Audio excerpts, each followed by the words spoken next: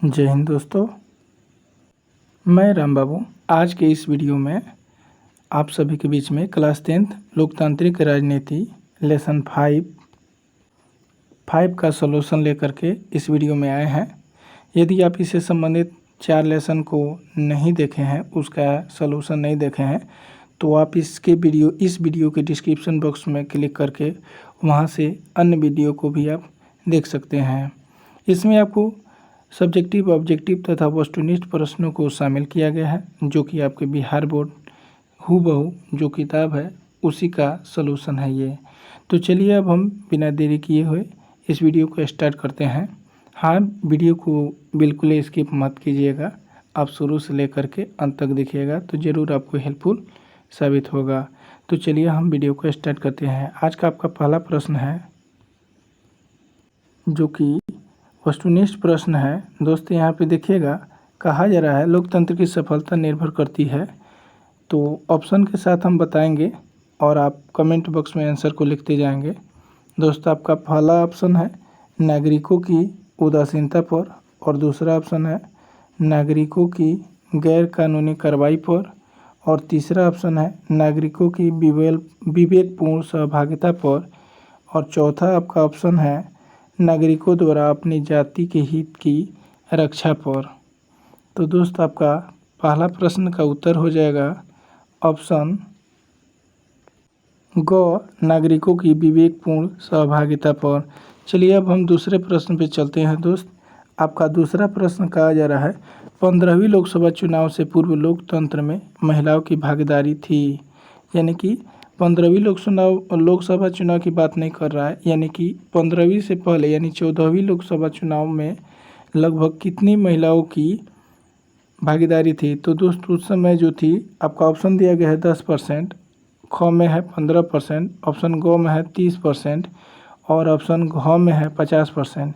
तो दोस्त आपको इसका आंसर हो जाएगा 10%, यानी कि 15वीं लोकसभा चुनाव से पहले महिलाओं की राजनीति में भागीदारी मात्र 10% थी, जो कि अब भारत में 33% कर दिया गया है। कितने प्रतिशत कर दिया गया है दोस्त? 33%। जबकि बिहार की अगर बात करें तो बिहार में दोस्त इसका जो है 50% कर दिया गया है। कितना कर दिया गया है बिहार में? दोस्त बिहार में जो है 50% कर दिया गया है। चलिए आपका 3 नंबर प्रश्न को देख लेते हैं। दोस्तों क्वेश्चन बहुत सारा है, ऑब्जेक्टिव और सब्जेक्टिव दोनों प्रश्न हैं, इसलिए थोड़ा हम फास्ट चल रहे हैं। आप वीडियो को रोक करके आप अपने क्वेश्चन आंसर को पूरा कर सकते हैं, लिख सकते हैं। तो दोस्त आज का आपका 3 नंबर प्रश्न में कहा जा रहा है, लोकतंत्र जनता का जनता के द्वारा तथा जनता के लिए शासन है, यह कथन किस व्यक्ति का है? ऑप्शन क है अरस्तु का, ऑप्शन ख है आपका अब्राहम लिंकन का, ऑप्शन ग है रूसो का, ऑप्शन घ है ग्रीन का। तो दोस्त इस प्रश्न का आपका उत्तर हो जाएगा, जैसे कि आपको भी पता होगा, अब्राहम लिंकन का। यानी कि लोकतंत्र जनता का जनता के द्वारा तथा जनता के लिए शासन है, यह कथन अब्राहम लिंकन का है। दोस्त आज का आपका 4 नंबर प्रश्न में कहा जा रहा है, नए विश्व सर्वेक्षण के आधार पर भारतवर्ष में मतदाताओं की संख्या है लगभग। यहाँ पे लगभग में आंसर आपको बताना है दोस्त। आपका ऑप्शन क है 90 करोड़, ख है 71 करोड़, ग है 75 करोड़, और घ है 95 करोड़।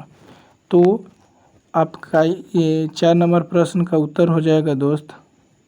यहाँ पे ध्यान दीजिएगा, नए विश्व सर्वेक्षण के अभी के अकॉर्डिंग नहीं पूछा जा रहा है, लेकिन ये जब का किताब है तब का पूछा जा रहा है। तो 4 नंबर प्रश्न का उत्तर हो जाएगा दोस्त आपका ऑप्शन ख 71 करोड़।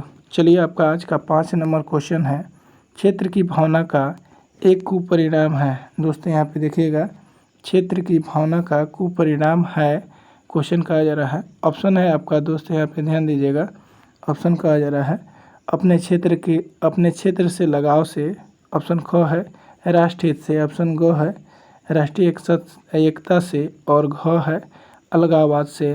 तो दोस्त यहाँ पे प्रश्न से ही है, क्षेत्रवाद की भावना का एक कुपरिणाम है। तो यहाँ पे इसका आंसर हो जाएगा ऑप्शन घ अलगाववाद, यही कुपरिणाम है। दोस्त आपका अब जो है रिक्त स्थान को पूर्ति करे, ये प्रश्न उत्तर आ गए हैं। और यहाँ पे साइड में आपको आंसर शीट भी दिया गया है। तो चलिए आज का आपका पहला प्रश्न है सो देख लेते हैं। आज का आपका पहला प्रश्न है दोस्त, कहा जा रहा है कि भारतीय लोकतंत्र खाली स्थान लोकतंत्र है यानी किस प्रकार की है। तो दोस्त इस प्रश्न का उत्तर हो जाएगा प्रतिनिधात्मक है, यानी प्रतिनिधात्मक लोकतंत्र है। यहाँ से आप जोड़िएगा तो इसका आंसर फुलफिल हो जाएगा। चलिए आज का आपका 2 नंबर प्रश्न को हम देख लेते हैं। 2 नंबर में दोस्त कहा जा रहा है न्यायपालिका में खाली स्थान के प्रति निष्ठा होनी चाहिए, यानी क्या होनी चाहिए, सत्य की निष्ठा होनी चाहिए दोस्त। यहाँ पे आंसर हो जाएगा आपका सत्य की निष्ठा होनी चाहिए। इसका आंसर हो जाएगा आपका सत्य। ठीक है, चलिए नेक्स्ट क्वेश्चन नंबर चलते हैं। 3 नंबर में कहा जा रहा है दोस्त, देखिएगा 3 नंबर में कहा जा रहा है भारतीय राजनीति में महिलाओं को खाली स्थान प्रतिशत आरक्षण देने की मांग की गई है, यानी कितना परसेंट। ऑप्शन है 33% और 15%, दो को ही दिया गया है। तो दोस्त यहाँ पे भर देंगे 33%। ठीक है, 4 नंबर आपका क्वेश्चन कहा जा रहा है दोस्त वर्तमान में नेपाल की शासन प्रणाली है। तो नेपाल में अब क्या हो गया है, लोकतांत्रिक शासन प्रणाली, लोकतंत्रात्मक शासन प्रणाली की व्यवस्था हो गई है, वहाँ पर भी लोकतंत्र आ चुका है। चलिए नेपाल कब आज़ाद हुआ था, ये दोस्त आपको पता ही होगा, 1948 ईस्वी में आज़ाद हुआ था। ठीक है, तो अब चल लेते हैं क्वेश्चन नंबर 5 पे। 5 नंबर क्वेश्चन कहा जा रहा है 15वीं लोकसभा चुनाव में यूपीए द्वारा खाली स्थान सीटों पर विजय प्राप्त की गई, यानी यूपीए जो है कितने सीटों पर विजय पाया। यहाँ पे 2 ही दिया गया है, 265 तथा 543। तो दोस्त इस प्रश्न का उत्तर हो जाएगा 265 सीटों पर यूपीए जो है, यूपीए वो विजय पाया था। चलिए आपका अब क्वेश्चन आ गया आपका अति लघु उत्तरीय प्रश्न दोस्त। तो आपका पहला प्रश्न है लोकतंत्र जनता का जनता के द्वारा तथा जनता के लिए शासन है कैसे। जैसे कि ये आप पहले ही प्रश्न में देख चुके हैं। यहाँ पे आपको पहला प्रश्न में ही तीसरा प्रश्न में कहा गया था अब्राहम लिंकन का कथन जो था लोकतंत्र जनता का जनता के द्वारा तथा जनता के लिए शासन है। तो यही यहाँ पे कहा जा रहा है दोस्त, यहाँ पे ध्यान दीजिएगा, लोकतंत्र जनता का जनता के द्वारा तथा जनता के लिए शासन है कैसे अब बताना है। तो चलिए इसका उत्तर देख लीजिए, उत्तर नोट कीजिएगा दोस्त। लोकतंत्र शासन का वह रूप है जिसके शासन की संपूर्ण शक्ति जनता में निहित होती है, यानी कि किस में निहित होगी, लोकतंत्र में पूरी शक्ति जनता में निहित होती है। दूसरे शब्दों में लोकतंत्र उस शासन व्यवस्था को कहते हैं जहां जनता शासन कार्यों में प्रत्यक्ष या अप्रत्यक्ष रूप से भाग लेती है। अर्थात एक तो यहीं तक हो गया आंसर आपका, यहाँ तक ही हो गया यहाँ से लेकर।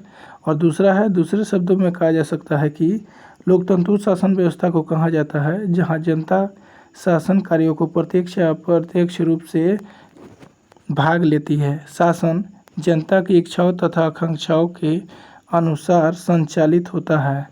अतः लोकतंत्र जनता द्वारा संचालित जनता एवं जनता के लिए शासन है। अब आप समझ सकते हैं कि लोकतंत्र में पूरी शक्ति किसके पास होती है, जनता के पास होती है। तो अतः आप समझ सकते हैं लोकतंत्र जनता का जनता के द्वारा तथा जनता के लिए ही शासन है। दोस्तों अब आपका 2 नंबर प्रश्न में कहा जा रहा है केंद्र और राज्य सरकारों के बीच आपसी टकराव से लोकतंत्र कैसे प्रभावित होता है। तो चलिए इस प्रश्न का उत्तर हम देख लेते हैं। दोस्त इस प्रश्न का उत्तर नोट कीजिएगा। केंद्र और राज्यों के बीच आपसी टकराव से आतंकवाद से लड़ने और जन कल्याणकारी योजनाओं जैसे शिक्षा, जाति भेदभाव, लिंग भेद, नारी शोषण, बाल मजदूरी एवं सामाजिक कुरीतियों इत्यादि के सुचारू क्रियान्वयन में बाधा पहुंचाती है। क्रियान्वयन में यानी चलाने के लिए क्या करती है, बाधा पहुंचाती है। जबकि कोई भी अपेक्षित लक्ष्य हासिल करने के लिए केंद्र और राज्य सरकारों के बीच बेहतर सामंजस्य एवं तालमेल आवश्यक होती है। अर्थात कहने का मतलब है केंद्र और राज्य के बीच दोनों जब तक मिलजुल करके नहीं चलेंगे तो ये क्या करेगा, आपसी असामंजस्य यानी कि टकराव को ये पैदा कर सकती है। और यही जब मिलजुल करके चलेंगे तो क्या होगा, सामंजस्य तालमेल हो जाती है और सरकार क्या होती है, अच्छी तरह से चलती है। दोस्त 3 नंबर प्रश्न में कहा जा रहा है परिवारवाद क्या है। परिवारवाद क्या है, तो वैसे भी आप जानते हैं परिवारवाद क्या होती है। एक ही परिवार को बार बार आरक्षण की व्यवस्था कर देना ही परिवारवाद कहलाता है। वैसे इसका आंसर शीट आप नोट करेंगे। परिवारवाद ऐसी मानसिकता है जिससे राजनीति भी प्रभावित हुई है। इसके अंतर्गत राजनीतिक दल के सुप्रीमो या अध्यक्ष चुनाव में अपने ही परिवार के ज़्यादा से ज़्यादा सदस्य को टिकट देते हैं। अतः परिवारवाद राजनीति को काफ़ी हद तक प्रभावित करता है। यानी कि परिवारवाद में क्या होता है कि एक ही आदमी अपने ही आदमी को क्या है कि सीट पर आने का मोहलत देता है, अर्थात कहने का मतलब है टिकट उसी को मिलती है जो उसके सदस्य है। दोस्त आपका 4 नंबर प्रश्न आज का कह रहा है आर्थिक अपराध का अर्थ क्या है। आर्थिक अपराध दोस्त ऐसा अपराध होता है जिससे हमारे देश की क्षति होती है। वैसे इस प्रश्न का उत्तर आप देख लीजिए, नोट कीजिए दोस्त। वैसा अपसमाजो आर्थिक कारणों के लिए होती है जैसे बैंक डकैती, क्लर्क अफसर द्वारा घूस लेना, सरकारी खजानों का दुरुपयोग करना एवं सरकारी संपत्ति को हड़प लेना इत्यादि। यानी सरकार को धोखा देना, सरकारी सामान को रख लेना, ये सारी क्या है, आर्थिक अपराध है। अर्थात मुख्य रूप से हम कह सकते हैं कि देशद्रोही क्या है, आर्थिक अपराध है। दोस्त आज का आपका 5 नंबर प्रश्न में कहा जा रहा है सूचना का अधिकार का कानून लोकतंत्र का रखवाला है कैसे। जैसा कि आपको पता होगा कि सूचना का अधिकार अधिनियम वर्ष 2005 ईस्वी में लागू किया गया था। ये क्यों किया गया था, क्योंकि आम आदमी को भी सूचना का अधिकार मिल सके और लोग अपने हित के लिए सरकार से मांग कर सके। तो चलिए इस क्वेश्चन का उत्तर हम देख लेते हैं। दोस्त उत्तर लिखना स्टार्ट कीजिए। उत्तर लिखिए, सूचना का अधिकार कानून द्वारा लोगों को यहाँ पे होगा सूचना का अधिकार कानून द्वारा लोगों को जानकार बनाने और सरकार के काम काज एवं उसकी नीति जानने का अधिकार जनता को दिया गया है। ऐसा कानून भ्रष्टाचार पर रोक लगाता है। सूचना का अधिकार होने से लोग सरकार की प्रत्येक नीति एवं कार्यों के बारे में जानते हैं। अर्थात हमारे देश में क्या हो रहा है उन सभी कार्यों को जान सकते हैं, जानकारी हासिल कर सकते हैं। अतः सूचना का अधिकार कानून लोकतंत्र का रखवाला होता है, यानी कि लोकतंत्र का गला घोटने नहीं देता है। सूचना का अधिकार, अगर देश में कुछ गड़बड़ हो रही है या फिर अगर सरकार गलत डिसीजन ले लिया है तो सूचना के अधिकार के माध्यम से उन पे लगाम लगाया जा सकता है। चलिए नेक्स्ट क्वेश्चन पे चलते हैं। दोस्त आशा है कि यह वीडियो आपको पसंद आ रही होगी। यदि अब तक आप एक लाइक बटन नहीं दबाए हैं तो एक लाइक तो बनता है दोस्त, एक लाइक दबा दे। चलिए नेक्स्ट क्वेश्चन। दोस्त अब आपका लघु उत्तरीय प्रश्न खत्म हो गया है। अब अति लघु उत्तरीय प्रश्न खत्म हो गया है। अब लघु उत्तरीय प्रश्न पे आ गया है, जो कि पहला क्वेश्चन है लोकतंत्र से क्या समझते हैं, जिसका उत्तर इस प्रकार है लोकतंत्र शासन का वह रूप है जिसके शासन की संपूर्ण शक्ति जनता में निहित रहती है। ठीक है, दूसरे शब्दों में लोकतंत्र उस शासन व्यवस्था को कहते हैं जहां जनता शासन कार्यों में प्रत्यक्ष या अप्रत्यक्ष रूप से भाग लेती है। अर्थात कहने का मतलब है कि जो जनता होती है वह सरकारी कार्यों में प्रत्यक्ष या फिर अप्रत्यक्ष रूप से उसमें क्या करती है, भाग लेती है और शासन को चलाने में सहभागिता बनती है। शासन जनता की इच्छाओं तथा आकांक्षाओं के अनुरूप संचालित होता है। अतः लोकतंत्र जनता द्वारा संचालित जनता का एवं जनता के लिए शासन है। चलिए अब आपका नेक्स्ट क्वेश्चन पे चलते हैं। दोस्त आपका लघु उत्तरीय प्रश्न का दूसरा प्रश्न कहा जा रहा है गठबंधन की राजनीति कैसे लोकतंत्र को प्रभावित करती है, यानी अगर गठबंधन की राजनीति हो गई है तो लोकतंत्र को कैसे प्रभावित करती है। तो दोस्त आप इसे ऐसे समझ सकते हैं कि जो गठबंधन की सरकार होती है वो मिली जुली सरकार होती है। अर्थात कहने का मतलब है कि बहुमत की सरकार उसे कहते हैं। यदि मान लीजिए कि 300 सीटों पर इलेक्शन हुआ है, यानी कि चुनाव हुआ है, जिसमें बहुमत प्राप्त करना होता है 1/2 + 1 से, ठीक है। यानी कि 1/2 और एक सीट और उसे मिले तो उसे बहुमत प्राप्त सरकार मानी जाती है। अर्थात कितने हुए दोस्त, इसको डिवाइड कीजिएगा तो 150 आएगा और 150 + 1 यानी कि 151 सीट अगर उस व्यक्ति को मिलता है तो वो बहुमत दल का नेता होता है और वहीं देश का सरकार चलाता है, देश की सरकार भी बनता है, जैसे कि प्रधानमंत्री या फिर और भी जो सदस्य जो देश को चलाएं। अर्थात कहने का मतलब है कि बहुमत दल का नेता ही प्रधानमंत्री बनता है। कुल मिला के बात यह है दोस्त कि मान लीजिए कि जितनी भी सीटें हैं आधा से एक ज़्यादा सीट अगर मिल जाए तो वो गठबंधन की सरकार नहीं होती है, वो बहुमत की सरकार होती है। लेकिन अगर मान लीजिए 150 आया था, 150 आया था, वहाँ पे 149 आया, तो फिर भी उसे 2 सीट कहीं ना कहीं से अपने में मिलाना पड़ेगा तो ही सरकार बनेगी, नहीं तो किसी की सरकार नहीं बन सकती है देश में। ये भारत का रूल है, ठीक है। यानी कि उसे 2 सीट के लिए ही क्यों नहीं, तो 2 सीट जो मांगना पड़ा वो ही गठबंधन की सरकार कहलाती है। तो चलिए अब आशा करते हैं कि आप ये टॉपिक को समझ गए होंगे। अब इसके उत्तर को आप नोट करेंगे। स्पष्ट बहुमत नहीं पाने पर सरकार बनाने के लिए छोटी छोटी क्षेत्रीय पार्टियों का आपस में गठबंधन करना, वैसे उम्मीदवारों को भी चुन लिया जाना, या दो दागी प्रवृत्ति या आपराधिक पृष्ठभूमि के होते हैं, लोकतंत्र के लिए एक अलग ही चुनौती है। गठबंधन में शामिल राजनीतिक दल अपनी आकांक्षाओं और लाभों की संभावनाओं के मद्देनज़र रखकर ही गठबंधन करने के लिए प्रेरित होते हैं, जिससे प्रशासन पर पकड़ जो होती है क्या होती है, ढीली होती है।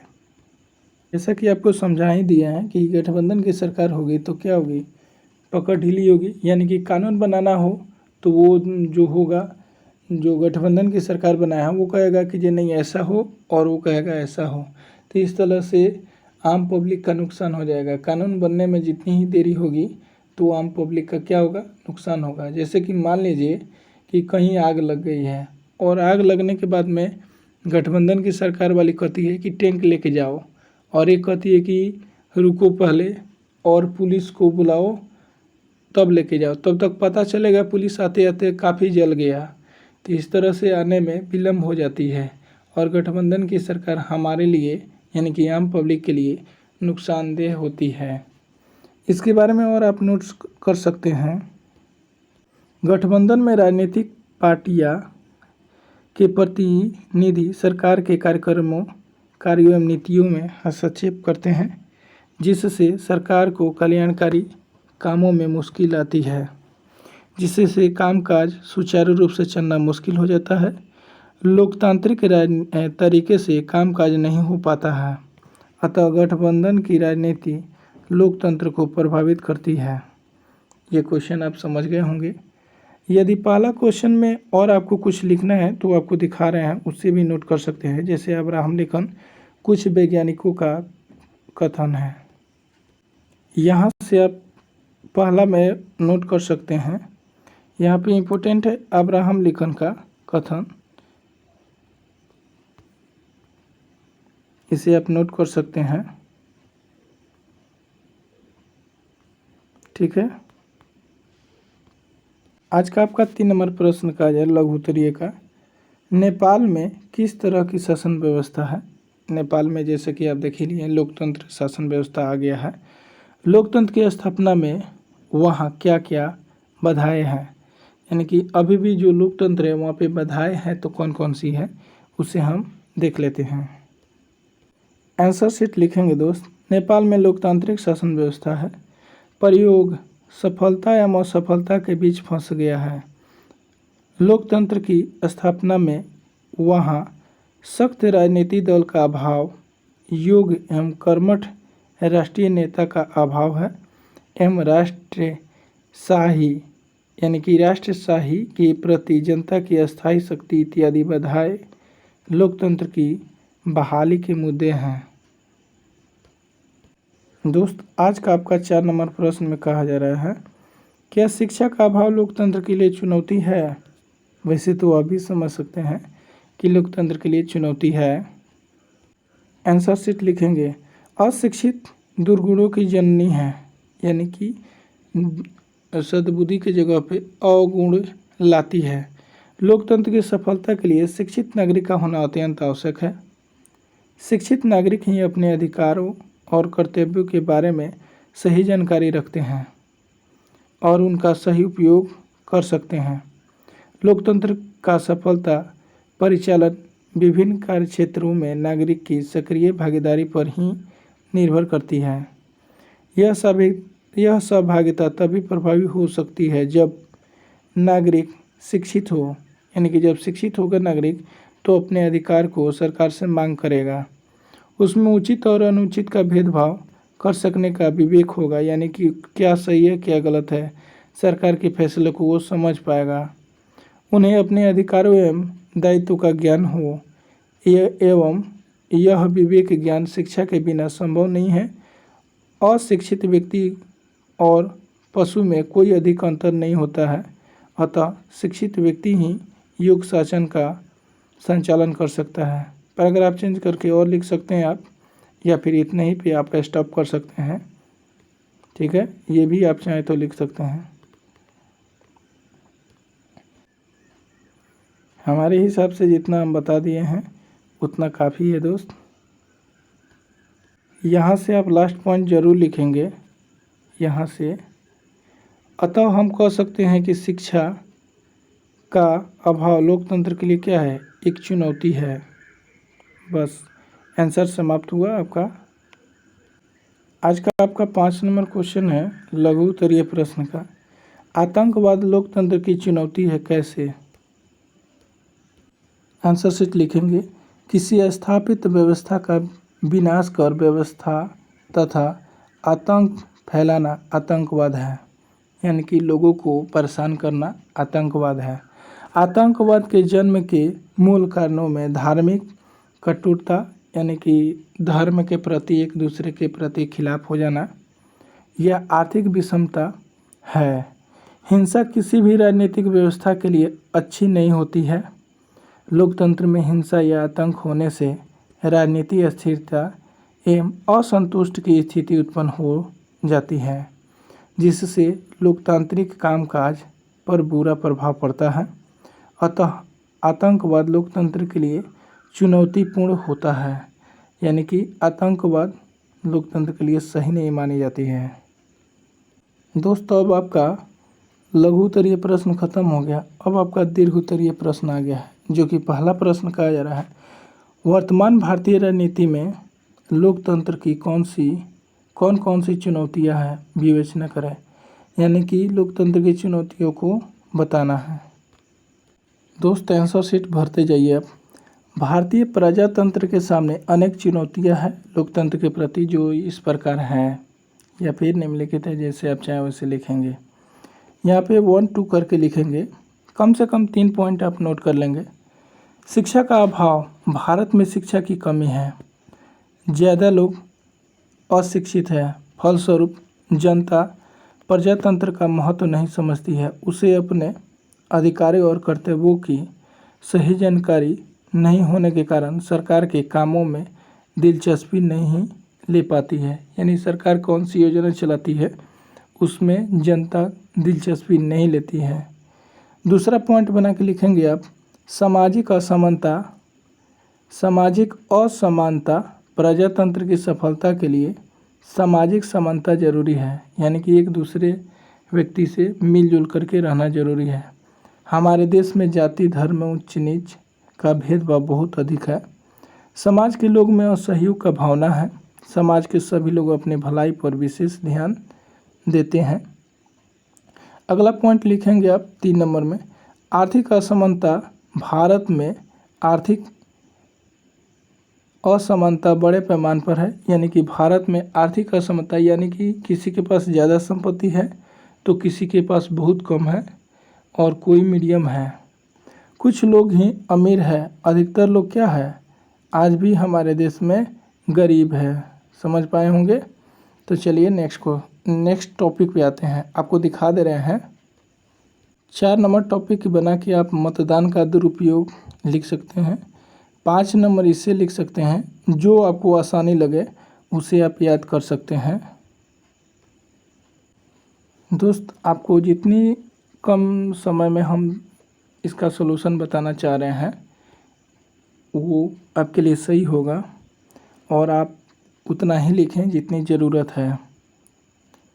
चलिए, आपका 2 नंबर प्रश्न कहा जा रहा है, बिहार की राजनीति में महिलाओं की भागीदारी लोकतंत्र के विकास में कहाँ तक सहायक है। यानी कि महिला जो लोकतंत्र में भाग ले रही है क्या हमारे लिए सही है, उसी की चर्चा करना है।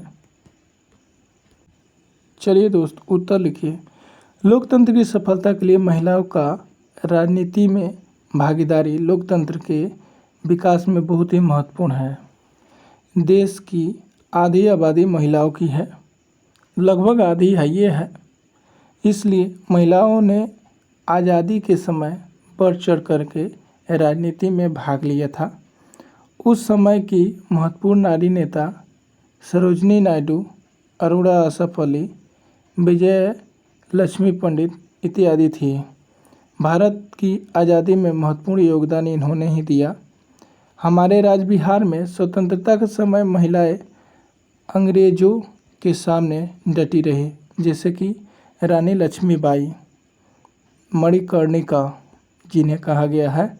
इस देश में महिलाएं राजनीति के क्षेत्र में अपना नाम रोशन कर रही है, जिसका ज्वलंत उदाहरण वर्तमान में 15वीं लोकसभा के अध्यक्ष मीरा कुमार है। मीरा कुमार वास्तव में महिला है, वो कोई पुरुष नहीं है। इससे पूर्व बिहार में राबड़ी देवी भी आपके सामने एक उदाहरण स्वरूप है, ने मुख्यमंत्री पद को सुशोभित किया है। महिला आरक्षण के लिए महिलाओं ने बिहार में आंदोलन किया है, जिससे यह पता चलता है कि राजनीति की समझ महिलाओं में पैदा हुई है। बिहार की राजनीति में महिलाओं की भागीदारी इस बात को लेकर और बढ़ी है कि महिलाएं आरक्षण विधेयक संसद में पारित होने के लिए राज्यसभा में गया तो महिलाओं ने इस पर खुशी जाहिर की, यानी कि महिलाओं को भागीदारी मिल रही है, उससे महिलाएं क्या है, खुश है। अब आप पैराग्राफ चेंज करके लिखेंगे, बिहार की महिलाएं राष्ट्र की प्रगति के लिए पुरुषों के साथ कंधे से कंधा मिलाकर काम कर रही है, क्योंकि 50% आरक्षण भी मिल गया है। खेतीबाड़ी से लेकर के वायुयान उड़ाने और अंतरिक्ष तक जा रही है। इसके बावजूद भी गोयम दर्जे की शिकार है, फिर भी वो जो है अपने घर में पुरुषों के शिकार है बहुत सारे महिलाएं। ग्रामीण महिलाओं के लिए सरकार ने नई पंचायती राज व्यवस्था में आरक्षण का प्रावधान किया है। गांव में आज महिलाएं पंच और सरपंच चुनी जा रही है। अतः हम कह सकते हैं कि राजनीति में महिलाओं की भागीदारी बिहार राज्य का निरंतर विकास होगा और लोकतंत्र की जड़ बिहार में और मजबूत होगी। अर्थात हमारे लिए लोकतंत्र में महिलाओं की भागीदारी उतनी ही महत्वपूर्ण है जितनी कि सेना में पुरुषों की। दोस्त, आपका 3 नंबर प्रश्न में कहा जा रहा है, परिवारवाद और जातिवाद बिहार में किस तरह से लोकतंत्र को प्रभावित करता है। इस क्वेश्चन के उत्तर आप नोट करेंगे। दोस्त, घबराएं नहीं और वीडियो को स्किप नहीं करें और वीडियो छोड़ के भी नहीं जाएं।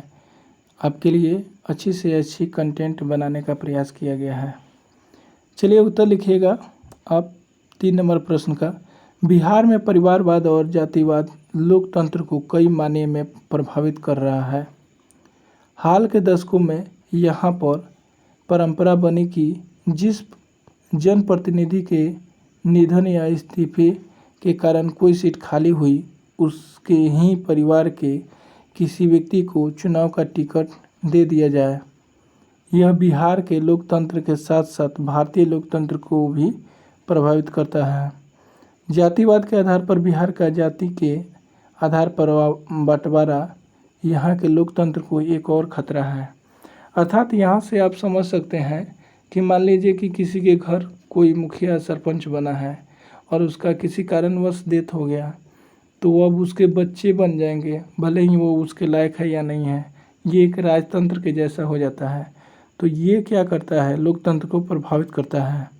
और दूसरा यहाँ पे कारण कहा जा रहा है कि जातिवाद के आधार पे मान लीजिए कि अगर इस बार मान लीजिए कि आरक्षण दिया गया है कि SC/ST ही भारत के प्रधानमंत्री बनेंगे, लेकिन पता चलता है कि SC/ST की योग्यता नहीं साबित हो पा रही है, उन्हें वोट नहीं मिल पाते हैं, तो वो क्या होंगे, अगर उसकी सरकार बन जाती है, बना दिया जाता है आरक्षण के मद्देनज़र रखते हुए, तो अच्छी सी सरकार नहीं चलेगी। अर्थात उसके लिए क्या चाहिए, अधिक से अधिक जनता का सपोर्ट।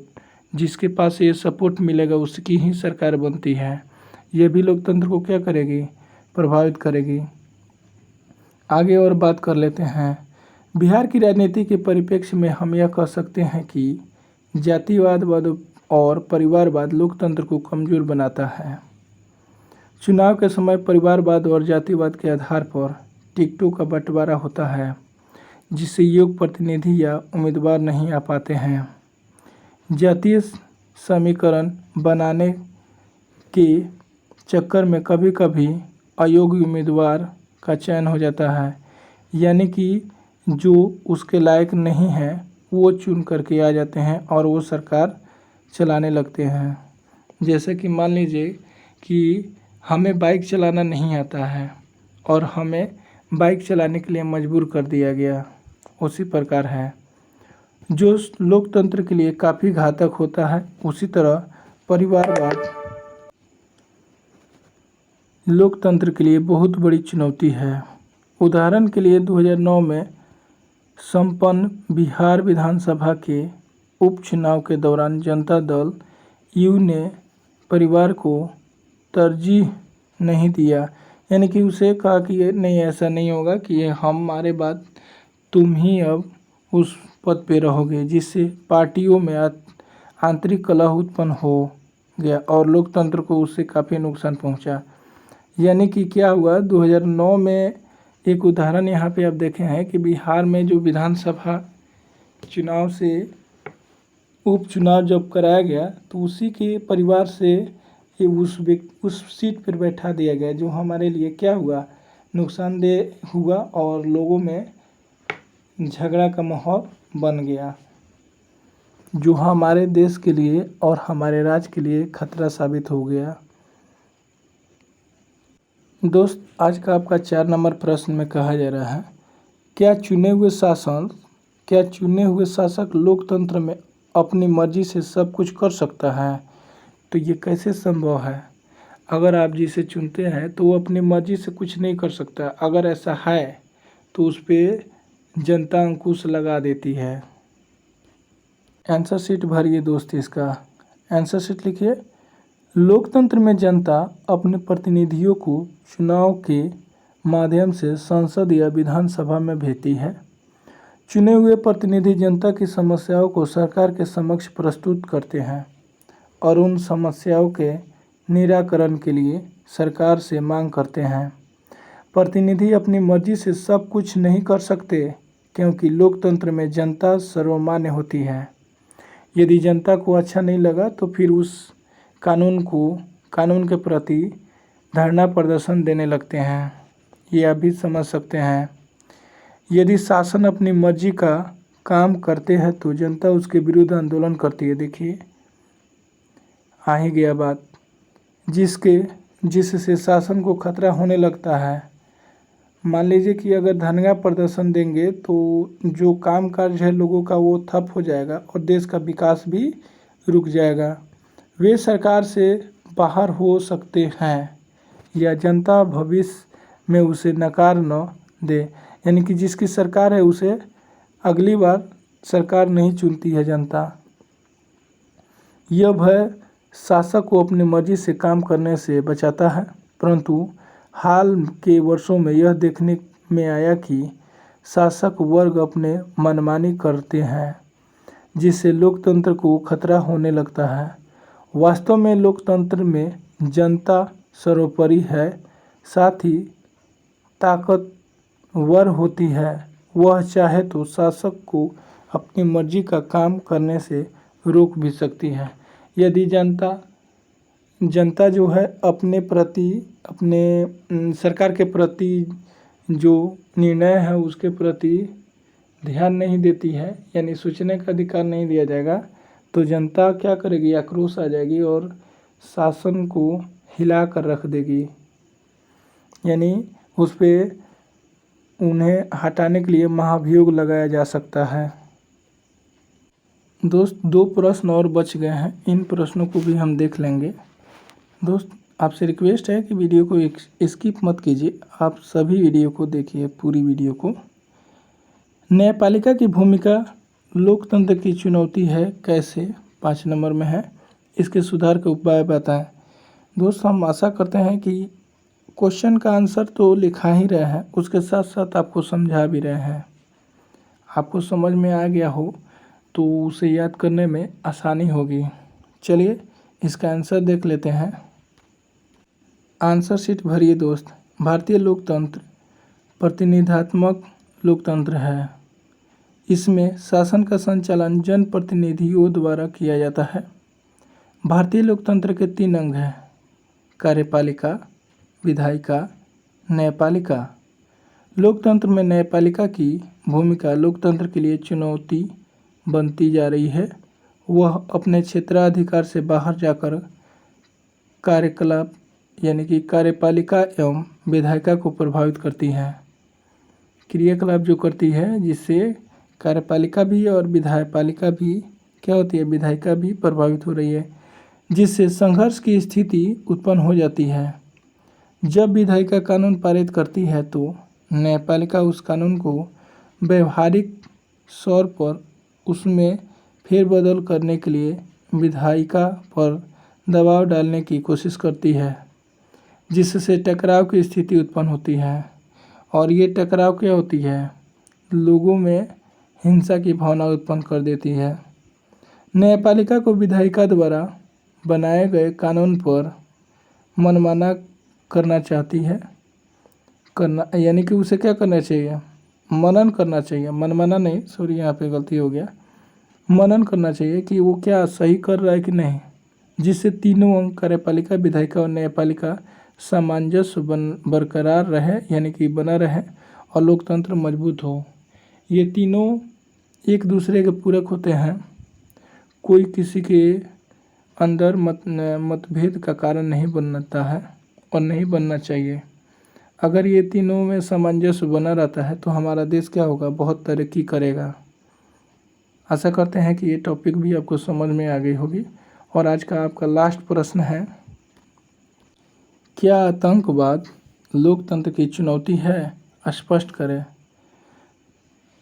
दोस्त इस प्रश्न का उत्तर होगा आपका, किसी स्थापित व्यवस्था का विनाश कर अव्यवस्था तथा आतंक फैलाना आतंकवाद है।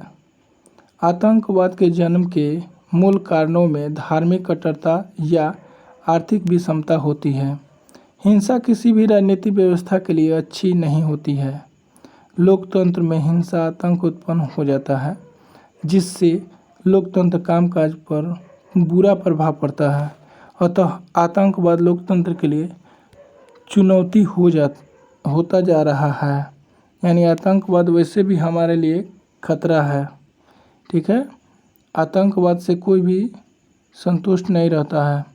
आगे पैराग्राफ चेंज करके आप लिखेंगे, आतंकवाद पूरे विश्व में एक ज्वलंत मुद्दा बन गया है, जिसका समाधान विश्व स्तर पर भी हो रहा है। यानी कि आतंकवाद केवल भारत में ही नहीं है बल्कि विश्व स्तर पर यह फैल रहा है और फैल चुका है। फिर भी आतंकवाद दुनिया के लोकतंत्रात्मक शासन व्यवस्था में चुनौती है। यह चुनौती लोकतंत्र के लिए घातक बनता जा रहा है। यानी कि आतंकवाद को ख़त्म करना ही चाहिए। आतंकवाद बहुत ही एक अच्छा मुद्दा है। आतंकवाद पे आप 10 वर्ड लिखेंगे, कम से कम 10 लाइन लिखेंगे और कमेंट बॉक्स में ज़रूर लिखेंगे। हम आशा करते हैं कि यह वीडियो आपको हेल्पफुल लगी होगी। आपका आज 5 लेसन कंप्लीट हो गए, यानी कि पूरा पॉलिटिकल साइंस ख़त्म हो गया।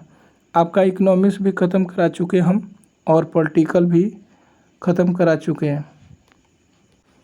दोस्त, आप कमेंट बॉक्स में ज़रूर बताएं कि अब आपका कौन सा सब्जेक्ट का सॉल्यूशन लेके आएँ।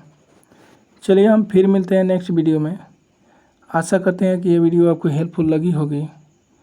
यदि ऐसा है तो एक लाइक करके और चैनल को सब्सक्राइब करके ही आगे बढ़ेंगे। चलिए हम फिर मिलते हैं। आपका दिन शुभ हो। Best of luck. Thank you.